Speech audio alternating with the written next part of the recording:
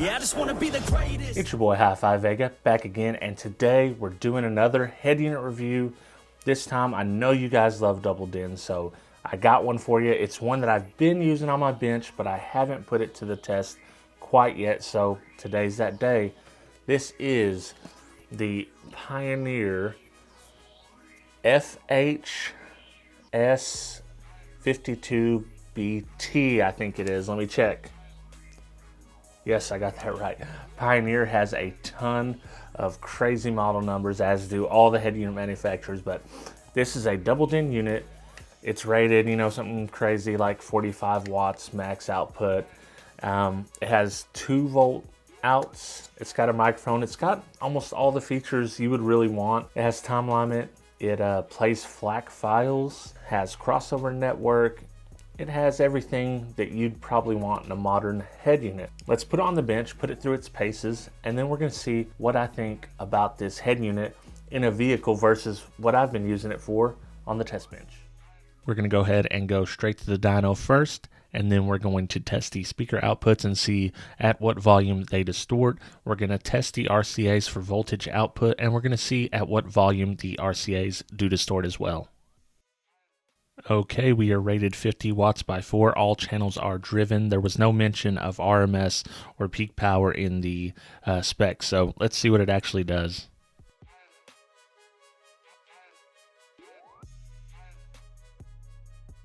All right, we got 16 watts at 14.59 volts. I didn't even bother checking the amperage on this one. All right, we're going to see at what volume does the internal amp start to clip. We're using a 1 kilohertz track. Let's get to it.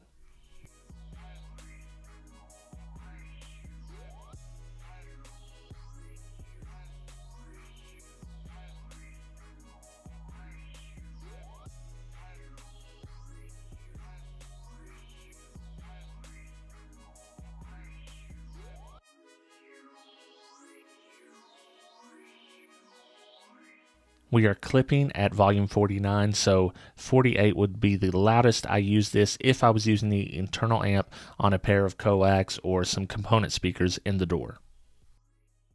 Now I'm going to test the RCA output. I'm going to see at what volume it clips at. It's a pretty simple test, so all there is to do is crank it up.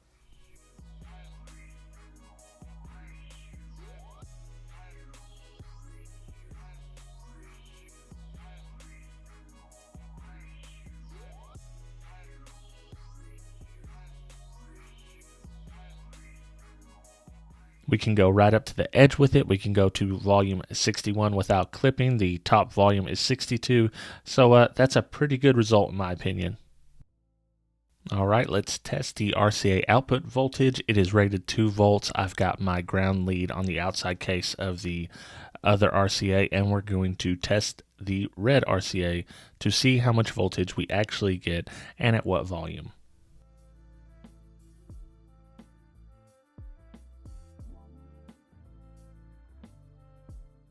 As you can tell, we're kind of seeing a trend here with these head units. We don't get our full voltage until the highest volumes. It is clipping at 62, but when you turn it to 61, it's not clipping. You do get the 2 volts that they said you would get. And this is where the problem lies, because a lot of manufacturers suggest that you set your amp gain at 3/4 volume on your head unit. You're getting a pretty low voltage here, and that's why you really want a 4 volt or a higher voltage head unit, but not too high, because you can also damage your amps that way as well. Now I just want to quickly run you through some of the features that it has. One of the big ones they label on the box is the mix tracks, and that's just kind of like the party mode on the Kenwood, where you can use more than one unit. The EQ, you can do a lot of presets, or you can do a custom EQ. You just got to pick by frequency on the screen here, or you can use the app, and we'll get to that just a little bit later.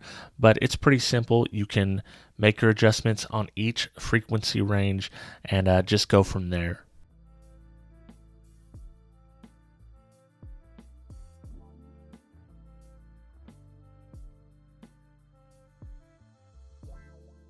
Speaker level controls are definitely nice to have on a head unit. You can control the front, rear, and the subwoofer. Nice addition. As far as the crossover is concerned, it has high pass on the front and the rear. The lowest you can go is 25 Hertz. The highest you can go is 250 Hertz, and you can choose a 6, 12, 18, or 24 dB crossover. You can also adjust your time alignment right on the unit itself. It is a little convoluted because it does not have a true graphical user interface, but you get the gist here. You can adjust front, rear, left, and right. Let's walk through the app together really quickly, and of course you've got to sign your life away and sign your phone away, but we get the app, so it's all worth it in the end, I suppose. But this app does have some cool features. You can set the brightness right here on the app. That's nice because, you know, that's usually buried within the menu itself, and setting the clock up right here, that's A plus in my opinion. But the real draw here is setting up your EQ, and you can do with your finger, just draw a curve. That's pretty cool. I've never done that before, and you know, it may be a little tricky, but I think it's a very cool feature. This part right here, this is the lifesaver. When you go into the audio, you can adjust the source level and that type of stuff, but the advanced settings is what you want. You can set up all your crossovers. You can do your time alignment right here, and it's much better than doing it on the unit itself. So I definitely suggest you use this when you are setting this up. Okay, I'm back with some final thoughts on this this Pioneer FH-S52BT double DIN head unit. If you've been watching this channel for a while, you guys know that I'm not really a double DIN guy, but it's nice to have one of these up on the bench here because it holds itself up well, and it's just a little bit easier to use versus in a vehicle. Most people love double DINs, so I'm kind of the outlier in that. What did I think about this one? Well, it put out 16 watts per channel. That's expected. That's actually better than the Kenwood that I tested. As far as the voltage output, you have to be at full volume before clipping to get your 2 volts. We learned that with the Kenwood as well. I'm assuming most units are like that. There's an adjustment you can make in here to adjust the volume a little bit, so you can change that up if you need to. What I will say is I did have some trouble hooking up to the app via Bluetooth. I did get it to hook up eventually, but it was a little intermittent. I had much better success just using a wired connection, changing the setting, and it worked perfectly like that with no problem. So if you are going to be doing some tuning, definitely check out the wired option, I would say. This costs roughly $120 new. You can find it at different prices, and right now the prices of head units are a little crazy because they're having a shortage everywhere of all types of head units. But at that price, I think it's a really good value if you can look past the 2 volts and that's not a determining factor for you. But I'm going to leave a link in the description below for this unit, as well as a lower unit that does not have the CD player. So it's basically the same thing, but it's going to get you a shorter chassis. If you have a install where you need a little extra room behind the unit so you can put, you know, steering wheel controls or something like that in more easily, and you're never going to use a CD player, check out that other unit.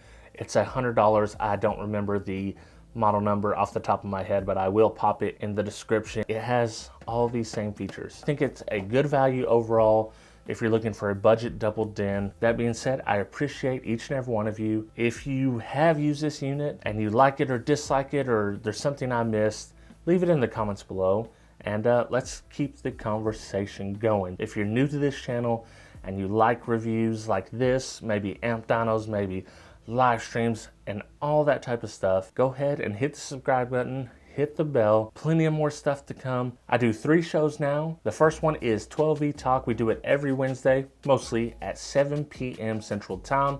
It's me and my dude, Big D from Williston Audio Labs. It's a very good time. Definitely check it out. We're doing interviews and all that type of stuff. I do another show called Reverse Polarity with my guy Dean from 5 Star Car Stereo. It's a fun show with just me and him. It's a pro versus an amateur or an enthusiast. You know, we kind of kick ideas back and forth. It's a very fun show. Check that out. It's Thursday, 7:30 p.m. Central on this channel. And I have a brand new show I'm doing with Toyd's DIY Audio and the DIY Audio Guy. It's called Sound Advice. and it rotates between the 3 channels, my channel, DIY Audio Guys channel, and Toys DIY. So I'll leave a link in the description below so you can subscribe to theirs if you want to see it. It's on Mondays at 7 p.m. Central Time. That's it.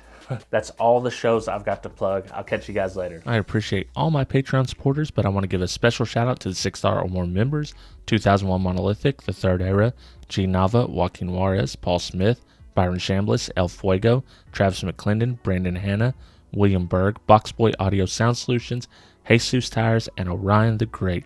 If you want to help your boy out and score a little bit of extra content, Patreon exclusive, you can check me out at patreon.com/HifiVega. I truly appreciate y'all.